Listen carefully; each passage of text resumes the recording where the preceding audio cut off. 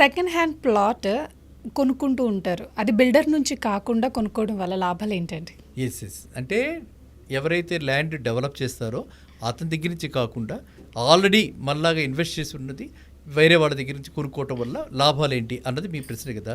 అంటే ఏంటంటే ఇప్పుడు ప్రస్తుతం మనం చూడాల్సింది ఫస్ట్ డెవలపర్ అయితే కొంతమంది ఎలా చేస్తారంటే ఒక 200 ఎకరాలు వాళ్ళకి స్థలం ఉందంటే 40 ఎకరాలు ఫస్ట్ ఫేజ్ 1, 40 ఎకరాలు ఫేజ్ 2, 40 ఎకరాలు ఫేజ్ 3, ఈ విధంగా ఫేజెస్లో వెళ్తారు వాళ్ళు.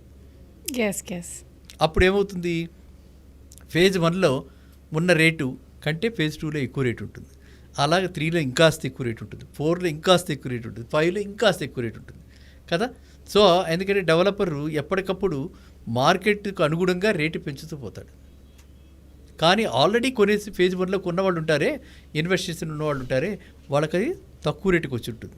సో వాళ్ళ దగ్గర మనం తీసుకోవటం వల్ల డెవలపర్ కాస్ట్ కంటే తక్కువ రేటుకి మనకు దొరుకుతుంది.